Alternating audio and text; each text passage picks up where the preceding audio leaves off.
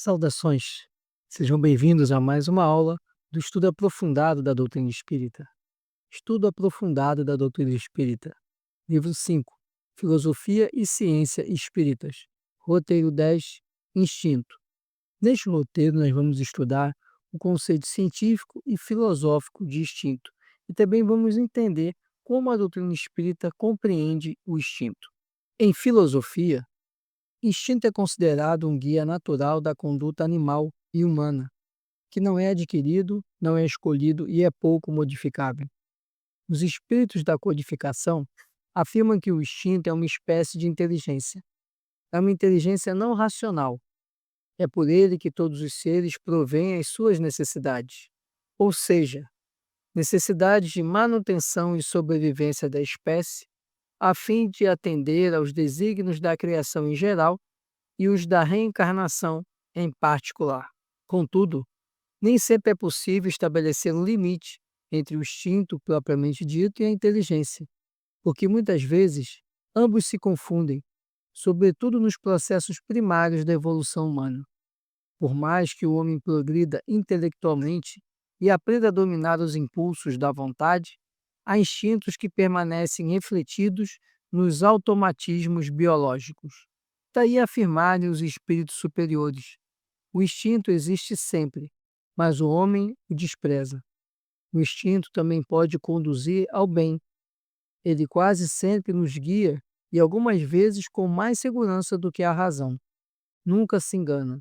As contribuições do instinto representam, a priori, experiência bem-sucedida da sobrevivência da espécie, adequadamente incorporada à memória integral do homem e dos animais. O aprendizado parcial, ainda não automatizado, não se manifesta como ato instintivo, pois o instinto não raciocina. Só a razão permite a escolha e dá ao homem o livre-arbítrio. Tendência é algo que impele alguém a seguir um caminho. É sinônimo de predisposição, de inclinação ou propensão. Alguma coisa inata, mas que, conforme as circunstâncias, pode ser controlada pela educação. Difere, portanto, do instinto, porque este independe do controle da razão. Impulso, por sua vez, é a ação irrefletida e espontânea, movida pela emoção, que também pode ser administrada pela educação. A pessoa adquire, então, autocontrole.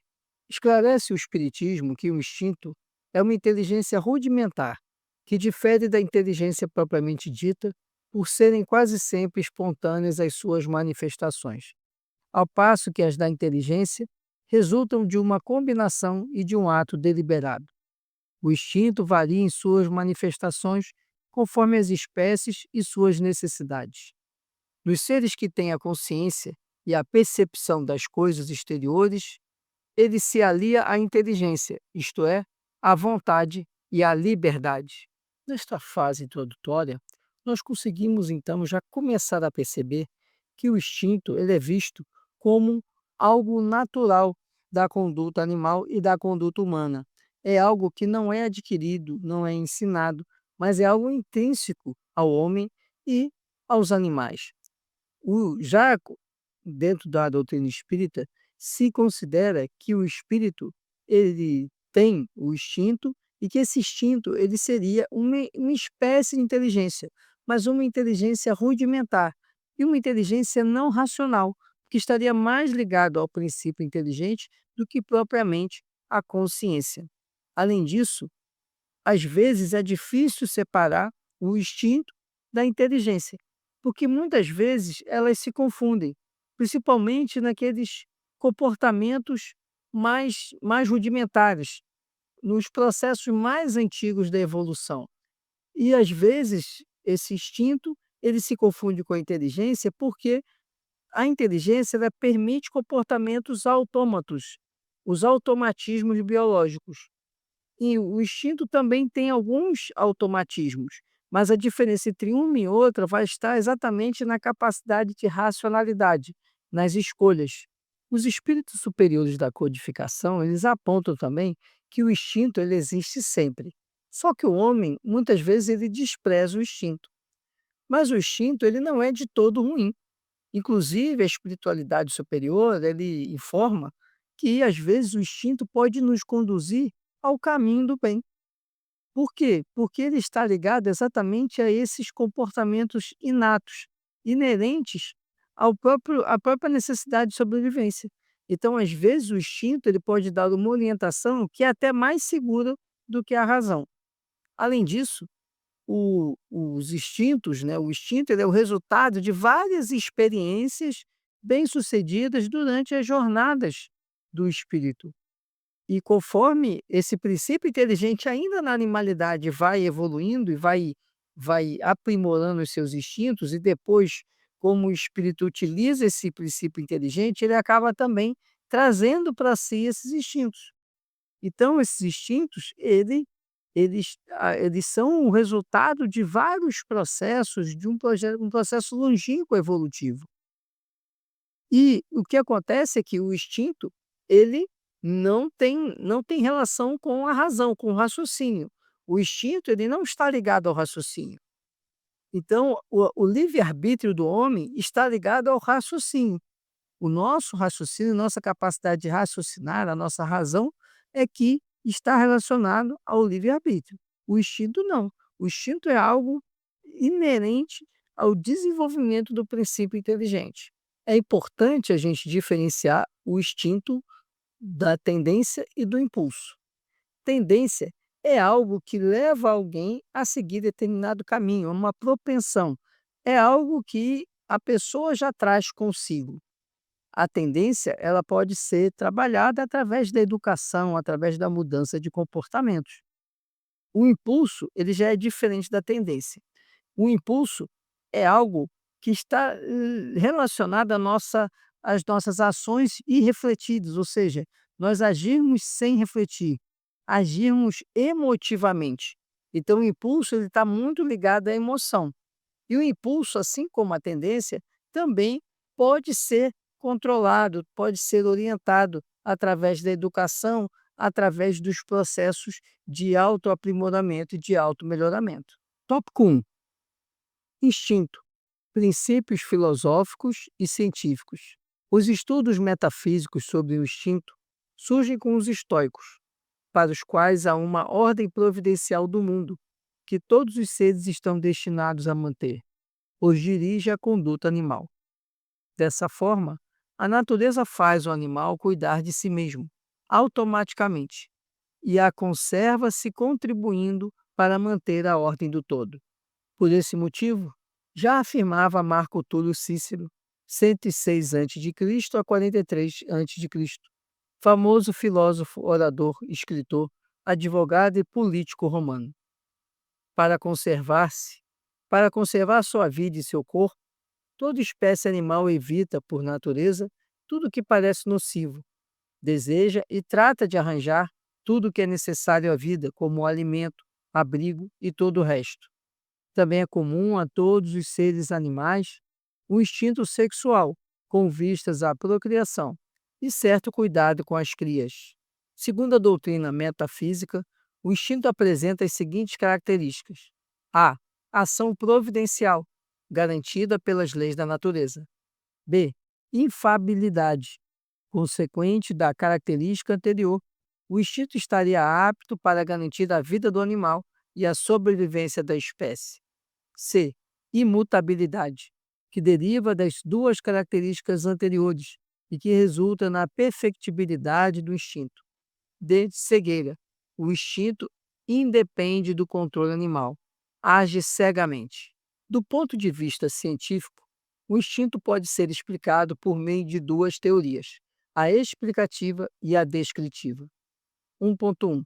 Teoria explicativa do instinto. Esta teoria abrange três enfoques: A. O da ação reflexa; B. O do intelecto; e C. O do sentimento ou simpatia. O enfoque da ação reflexa. Imaginada originalmente por René Descartes, 1596 a 1650, conhecido filósofo francês, partiu-se do pressuposto que o corpo humano funciona como uma máquina movida por ação reflexa. Essa conceituação ganhou unanimidade no meio científico, alcançando inclusive o século XX, ainda que a teoria dos reflexos de Descartes tenha sido bastante questionada pelos respeitáveis estudos do neurologista escocês Robert Witt, 1714 a 1766. Witt distinguiu os atos voluntários dos involuntários. Os primeiros eram controlados pela vontade, originavam-se no cérebro e exigiam que este estivesse intacto. Os segundos eram controlados por meio da medula espinhal.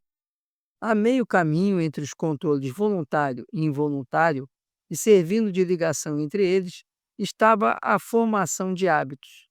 Assim, os atos que se iniciam como voluntários e sob o controle deliberado da vontade tornam-se semelhantes a reflexos quando são suficientemente praticados. A teoria de Witt contribuiu para melhor entender os atos instintivos, abrindo portas para sucessivos estudos nos séculos seguintes. Posteriormente, essa teoria foi amplamente defendida por cientistas e filósofos de renome, como Herbert Spencer, 1820 a 1923, filósofo positivista inglês, em sua obra Princípios de Psicologia, 1855, por seu conterrâneo Charles Darwin, 1809 a 1882, famoso naturalista, no famoso artigo Descent of Man, A Descendência Humana, em 1871. Por todos os darwinistas e neodarwinistas do passado e do presente, e também pelos estudiosos que elaboraram a teoria do reflexo condicionado, como o fisiologista russo Ivan Petrovich Pavlov, 1849 a 1936. Por definição, reflexo ou ação reflexa é a resposta involuntária a um estímulo. A ação reflexa não é controlada inicialmente pelo sistema nervoso central, mas pela medula nervosa, reflexo medular, e pelo bulbo. A ação reflexa caracteriza os atos inconscientes, cujos resultados são específicos e previsíveis, porque ao longo da evolução se tornaram adaptativos ou automatizados. Por exemplo, a tosse, a salivação, o vômito, o piscar e o movimento pupilar são, entre outros, atos reflexos. Outro ponto a considerar: os reflexos dependem de uma via nervosa intacta entre o ponto de estimulação e o órgão que irá responder, o músculo ou glândula. Essa via é denominada de arco reflexo. O arco reflexo é uma reação involuntária rápida que visa proteger o organismo, sendo originado de um estímulo externo antes mesmo de o cérebro tomar conhecimento do estímulo periférico, consequentemente, antes que possa comandar uma resposta. Começando então a análise do instinto sobre a ótica filosófica e científica, nós vamos primeiro a ideia dos metafísicos sobre o instinto. E para os metafísicos, o instinto ele tinha 4 características. A primeira é que o instinto seria uma ação providencial, ou seja, é uma ação que tem uma finalidade, que tem uma providência a ser tomada. Ela está ligada à sobrevivência. Essa característica da ação providencial também gera a segunda característica, que é a chamada infabilidade, ou seja, o instinto ele vai sempre preservar a criatura. Por isso que ela seria infalível, porque ela é uma ação sempre voltada para preservar a criatura. A terceira característica seria a imutabilidade, ou seja, o instinto ele sempre tem a mesma resposta, a mesma configuração. Seja qual for o animal, se o instinto ele age, ele visa proteger determinada situação, ele vai agir da mesma forma. E a outra é a cegueira. O instinto ele não está ligado à razão, a uma escolha. O instinto ele é algo automático e por isso o instinto ele vai ser apenas uma resposta. Então, essa característica da cegueira está ligada à ausência de raciocínio, à ausência de compreensão sobre aquilo que gera o instinto. Simplesmente ocorre uma ação e o instinto é essa reação ao que ocorre. Quando nós caminhamos para o aspecto científico, para o entendimento científico sobre o instinto, nós temos 2 teorias principais sobre esse assunto. Uma teoria chamada de teoria explicativa e outra teoria chamada de teoria descritiva. Dentro da teoria explicativa, nós encontramos três enfoques, três abordagens. Uma abordagem se chama o instinto como uma ação reflexa. Outra abordagem é a abordagem do intelecto, e a terceira abordagem é a abordagem do sentimento. Os primeiros estudos sobre instinto são atribuídos a René Descartes.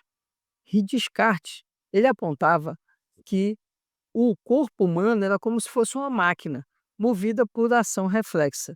Então, ele começou a perceber que tudo gerava um reflexo, tudo gerava uma resposta, e ele chamou esse reflexo de instinto. Depois, esses estudos de Descartes foram aprofundados e aprimorados pelo cientista Robert Witt. Robert Witt, ele aprofundou e distinguiu os atos voluntários dos atos involuntários. E ele identificou que os atos voluntários eram controlados pela vontade, enquanto, né, esses atos eram controlados pela vontade, eles tinham origem no cérebro. Por outro lado, os atos involuntários, eles eram apenas uma resposta, então eles não vinham do cérebro, eles vinham da medula espinhal, segundo esse cientista. E com isso, ele identificou ainda que entre os atos voluntários e os atos involuntários havia também o hábito. Então, ele começou a perceber que o desenvolvimento de um hábito tornaria uma ação inicialmente voluntária em algo involuntário, em razão exatamente da repetição dessas ações através do hábito. O enfoque do intelecto refere-se a manifestações instintivas mais complexas ou mais elaboradas. Trata-se de uma espécie de inteligência automatizada de aprendizado originário de um hábito adquirido, formado e aperfeiçoado pelo animal ao longo do tempo. É enfoque ensinado pela psicologia evolutiva, apresentado pela primeira vez em Cambridge, Reino Unido, pelo inglês George Romanes, 1848 a 1894, e que se encontra no livro Mental Evolution in Animals, A Evolução Mental nos Animais, publicado em 1883. A despeito da aceitação da maior parte de suas ideias, no que se dizia respeito ao comportamento instintivo do animal, o estudo de Romanes foi pouco a pouco desprezado, apelidado de método anedótico, pelos exageros das conclusões apresentadas pelo autor a respeito das habilidades dos animais. Por exemplo, ele afirmou que as formigas têm o hábito de criar mascotes, que os escorpiões se suicidam quando cercados pelo fogo, que os pássaros são dotados de solidariedade e fidelidade conjugal, e que os castores demonstram sagacidade e previsão quando selecionam o local de sua morada. O cientista que mais contribuiu para o estudo do comportamento instintivo foi o britânico Douglas Spalding, 1840 a 1877, que, a despeito de sua origem humilde, era portador de inteligência e acuidade mental excepcionais para analisar fatos observados ou para apresentar conclusões. Este estudioso foi preceptor daquele que seria um influente matemático, lógico e filósofo do século XX, Bertrand Arthur William Russell, terceiro conde de Russell, 1882 a 1970. Apesar do curto período de vida, morreu com 37 anos, Spalding desenvolveu consistentes ideias sobre o instinto, distinguindo os atos involuntários dos voluntários, que podem ser desenvolvidos com a aprendizagem e ou educação, e outros atos instintivos, próprios de cada animal, conhecidos hoje como específicos das espécies. O enfoque do sentimento ou da simpatia. Neste enfoque, o instinto é relacionado aos sentimentos, e em particular ao da simpatia, como afirmava Henri Bergson, 1859 a 1941, conhecido filósofo e diplomata francês.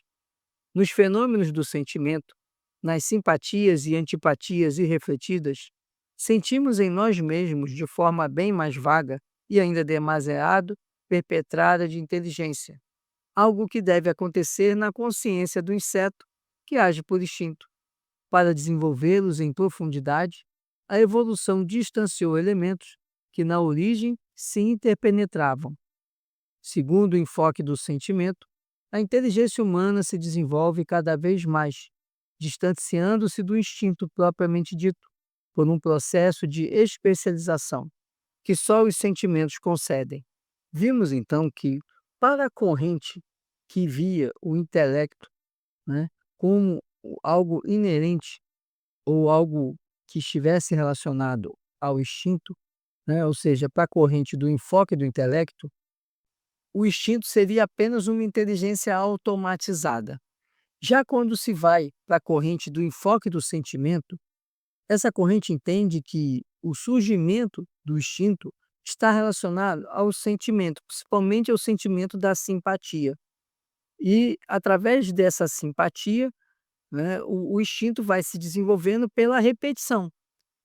E a inteligência ela vai sofrendo então um processo de especialização. A inteligência, então, seria algo que vem através do próprio instinto.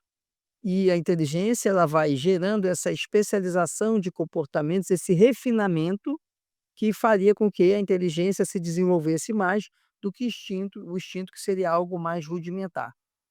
1.2 Teoria descritiva do instinto. Esta teoria representa uma mescla de ideias freudianas, da psicologia humanista, da social, do gestaltismo, da educação e da sociologia. Para perceber as influências dessas distintas áreas do saber, é importante primeiramente saber como a psicologia conceitua instinto, tendência ou disposição permanente para atuar do modo biologicamente determinado e característico de uma espécie. O ato instintivo é o produto no comportamento animal, inclusive no homem, das condições específicas resultantes da hereditariedade, do meio ambiente e do impulso, adaptação, frustração, conflito ou fuga. Sigmund Slomo Freud, 1856 a 1939, médico neurologista austríaco, considerado o pai da psicanálise, desenvolveu uma divisão estrutural da personalidade humana em três partes: id, ego e superego. Por esta classificação, os conceitos de instinto e inteligência ficam evidentes.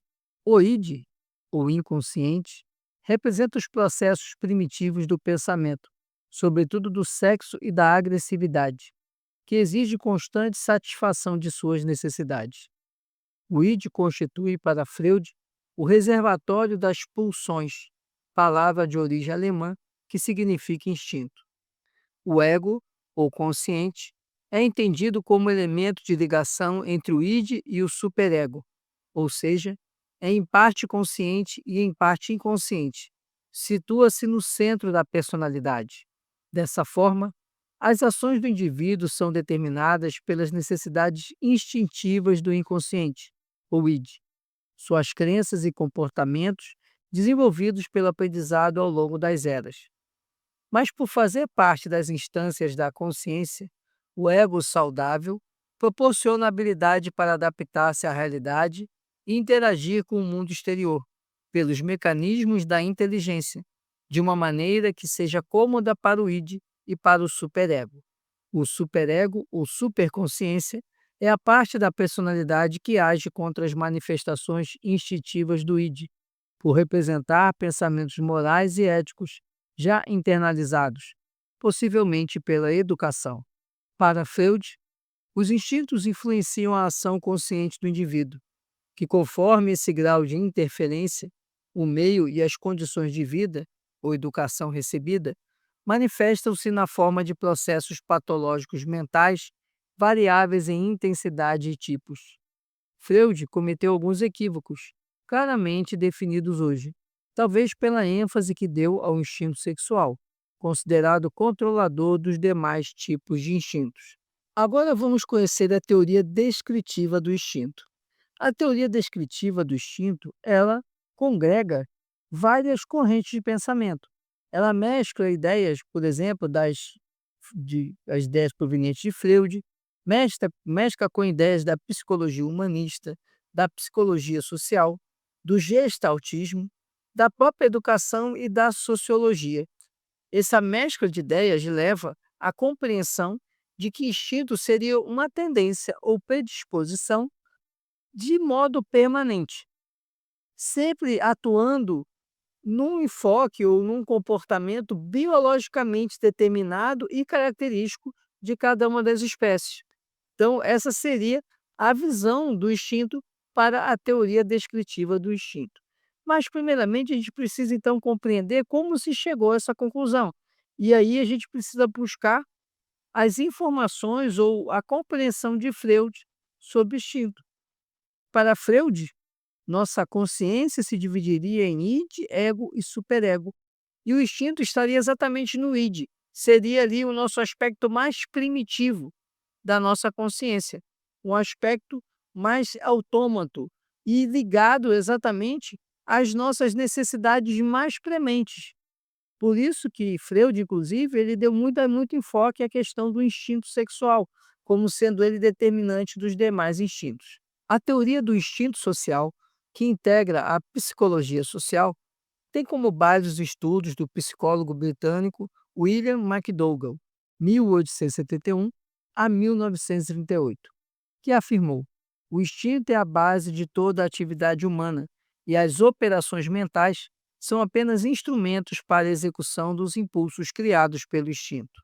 A psicologia da Gestalt, ou gestaltismo, é a escola ou posição sistemática intrinsecamente relacionada aos processos de percepção. Para o gestaltismo, o entendimento sobre o instinto deve estar totalmente distanciado da teoria dos reflexos, do behaviorismo, que tem como objeto de estudo o comportamento caracterizado pela resposta dada a estímulos externos, sem considerar o papel exercido pela consciência do indivíduo. Assim, o instinto deve ser entendido como uma disposição psicobiofísica dependente da hereditariedade, muitas vezes completamente formada logo depois do nascimento, outras vezes só depois de certo período de desenvolvimento, que orienta o animal a dar atenção especial a objetos de certa espécie ou de certo modo e a sentir, depois de perceber esses objetos, um impulso para determinada atividade em conexão com eles. Os mais famosos psicólogos gestaltistas foram os alemães Kurt Koffka, 1886 a 1941, e Wolfgang Köhler, 1887 a 1967, e o tcheco Max Weizsäcker, 1880 a 1943. Desenvolveram as leis da Gestalt, válidas até os nossos dias. A Gestalt ampliou seu leque de abrangência teórica e prática, transformando-se então em sólida linha filosófica que envolve inclusive processos pedagógicos. A psicologia humanista, por outro lado, faz crítica aberta e vigorosa às duas correntes psicológicas dominantes na psicologia: a behaviorista, com suas tendências mecanicistas, reducionistas e elementaristas, e a psicanalítica, que estuda somente indivíduos perturbados, neuróticos e psicóticos. Os membros desse movimento consideram que o behaviorismo, na medida em que enfatiza exclusivamente o comportamento manifesto, tende a desumanizar o homem, a reduzi-lo, segundo James Bugental, 1917, a um rato branco maior ou a um computador mais lento. Eles afirmam que a imagem do homem proposta pela orientação estímulo-reação oferece, na melhor das hipóteses, um quadro incompleto da natureza humana e, na pior, um quadro totalmente inexato. Em suma, o behaviorismo não se defronta com o que há de único no homem, aquelas qualidades eminentemente subjetivas que o diferenciam do animal de laboratório. B. A psicanálise, na medida em que estuda apenas indivíduos perturbados, não pode chegar a conhecer as qualidades e as características positivas do homem. Abraham Maslow afirmou que a psicologia tem ignorado atributos tais como a alegria, a satisfação, a generosidade e o êxtase, concentrando-se apenas no lado sombrio, no aspecto doente do homem. A psicologia humanista parte do princípio que o ser humano é portador de livre-arbítrio e não está preso a determinismos impostos exclusivamente pela herança genética ou adaptações ambientais. Percebe-se com nitidez que a psicologia humanista possui fundamentos sintonizados com o pensamento espírita. A psicologia genética estuda os fenômenos genéticos de acordo com a origem e o desenvolvimento do indivíduo e suas funções mentais. Aceita a ideia de que os fenômenos psicológicos são o produto de leis herdadas e atávicas, as quais influem na ocorrência e no desenvolvimento das funções, destaque psicológicas do indivíduo e, concomitantemente, na sua filiação grupal. A psicologia genética abrange abordagens da psicologia do desenvolvimento, da psicologia comparada e da psicologia de pessoas mentalmente enfermas. Vimos então que, pela teoria do instinto social, o instinto ele está ligado ao nosso pensamento. E, na verdade, essa teoria entende que o instinto ele é uma construção com o passar do tempo. Ou seja, o homem ele vai sempre agir conforme o instinto. E esse instinto vai responder aos estímulos da sociedade. Então, para essa teoria, todo momento o homem age instintivamente. Apenas o pensamento seria o refinamento desse instinto. Já quando se vai para a psicologia da Gestalt, lá se entende que o instinto está relacionado a uma questão genética. Então, haveria uma predisposição genética para determinados comportamentos. Quando se chega na psicologia humanista, ela já desconstrói todas as teorias anteriores. Para essa psicologia, para essa corrente humanista, o instinto ele é algo inerente ao homem. E o homem é dotado de livre-arbítrio. O homem pode fazer escolhas, inclusive escolhas no sentido de não agir instintivamente. Então, essa teoria ela tem uma visão mais próxima, inclusive, da visão da doutrina espírita sobre o instinto. E a última teoria seria a psicologia genética. Pela psicologia genética, todo o nosso instinto estaria ligado a predisposições genéticas. Tópico 2: considerações espíritas sobre o instinto. O Espiritismo orienta que, independentemente da forma como a filosofia e a ciência analisam a questão do instinto, jamais se deve esquecer que os mecanismos que determinam a evolução do instinto ou da inteligência são mediados pelo perispírito, veículo que molda o corpo físico do homem e dos animais, imprimindo-lhe as experiências nas múltiplas reencarnações e nos aprendizados adquiridos nos inúmeros estágios no plano espiritual. A doutrina espírita ensina, igualmente, que os atos instintivos foram construídos pelo princípio inteligente em sua longa passagem pelos reinos inferiores da criação. Explica André Luiz a respeito. Esse corpo, ou perispírito, que envolve e se aprimora nas experiências de ação e reação no plano terrestre e nas regiões espirituais que lhe são fronteiriças, é suscetível de sofrer alterações múltiplas, com alicerces na dinamia proveniente da nossa queda mental no remorso ou na hiperdinamia imposta pelos delírios da imaginação, a se responsabilizarem por disfunções inúmeras da alma, nascidas do estado de hipo e hipertensão no movimento circulatório das forças que lhe mantêm o organismo sutil. E pode também desgastar-se na esfera imediata à esfera física, para nela se refazer através do renascimento, segundo o molde mental preexistente, ou ainda restringir-se a fim de se reconstruir de novo no vaso uterino, para a recapitulação dos ensinamentos e experiências de que se mostre necessitado, de acordo com as falhas da consciência perante a lei. O orientador Calderaro apresenta no livro No Mundo Maior importante conceituação de mente, que facilita o entendimento de molde mental informado por André Luiz, e também as explicações emitidas por Freud a respeito. No sistema nervoso temos o cérebro inicial, repositório dos movimentos instintivos e sede das atividades subconscientes. Figuremo-lo como sendo o porão da individualidade, onde arquivamos todas as experiências e registramos os menores fatos da vida.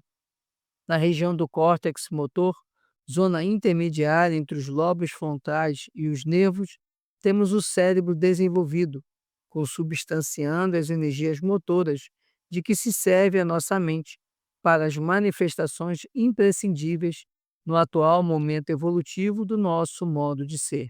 Nos planos dos lobos frontais, silenciosos ainda para a investigação científica do mundo, jazem materiais de ordem sublime, que conquistaremos gradualmente no esforço de ascensão, representando a parte mais nobre de nosso organismo divino em evolução. Em outro momento, na mesma obra, Calderaro fornece outros esclarecimentos, complementando os anteriores. Não podemos dizer que possuímos três cérebros simultaneamente. Temos apenas um, que, porém, se divide em três regiões distintas. Tomemo-lo como se for um castelo de três andares. No primeiro, situamos a residência de nossos impulsos automáticos, simbolizando o sumário vivo dos serviços realizados. No segundo, localizamos o domicílio das conquistas atuais, onde se erguem e se consolidam as qualidades nobres que estamos edificando. No terceiro, temos a casa das noções superiores, indicando as eminências que nos cumpre atingir. Num deles, mora o hábito e o automatismo. No outro, reside um esforço e a vontade. E no último, demoram o ideal e a meta superior a ser alcançada. Distribuímos desse modo nos três andares o subconsciente, o consciente e o superconsciente. Como vemos, possuímos em nós mesmos o passado, o presente e o futuro. Um ponto importante que também é destacado por André Luiz é que em determinado momento evolutivo da construção do instinto, ocorreram processos de automatização dos hábitos, os quais necessariamente foram repassados à geração seguinte, na forma de aprendizado instintivo. Eis como esclarece o espírito benfeitor. É assim que dos organismos monocelulares aos organismos complexos, em que a inteligência disciplina as células, colocando-as a seu serviço, o ser viaja no rumo da elevada destinação que lhe foi traçada do plano superior, tecendo, com os fios da experiência, a túnica da própria exteriorização, segundo o molde mental que traz consigo, dentro da lei de ação, reação e renovação, em que mecaniza as próprias aquisições. Desde o estímulo nervoso, a defensiva imunológica, construindo o centro coronário no próprio cérebro, através da reflexão automática de sensações e impressões em milhões e milhões de anos, pelo qual, com o auxílio das potências sublimes que lhe orientam a marcha, configura os demais centros energéticos do mundo íntimo, fixando-os na tessitura da própria alma. Contudo, para alcançar a idade da razão, com o título de homem, dotado de raciocínio e discernimento, o ser automatizado e seus impulsos, na romagem para o reino angélico, despendeu para chegar aos primórdios da época quaternária, em que a civilização elementar do sílex denuncia algum primor de técnica, nada menos de 1,5 bilhão de anos. E entendendo-se que a civilização aludida floresceu há mais ou menos 200 mil anos, preparando o homem, com a bênção do Cristo, para a responsabilidade, somos induzidos a reconhecer o caráter recente dos conhecimentos psicológicos destinados a automatizar na constituição fisiopsicossomática do espírito humano as aquisições morais que lhe habilitarão a consciência terrestre a mais amplo degrau de ascensão à consciência cósmica. Os estudos existentes sobre o instinto são complexos e amplos, pois ainda não existe consenso científico.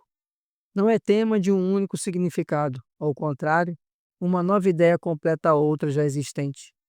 É assunto para muitos anos de pesquisa e estudo. Esclarece a propósito Robert Winston, um dos mais conhecidos cientistas britânicos da atualidade. Darwin estava certo ao dizer que nenhuma das qualidades associadas ao termo instinto é rigorosamente universal. Sempre há exceções. Obviamente, precisamos de uma definição, e ela está na diferença entre a mente com a qual nascemos e a mente que formamos via aprendizado, cultura e socialização. Então, instinto é essencialmente a parte do nosso comportamento que não é fruto de aprendizado.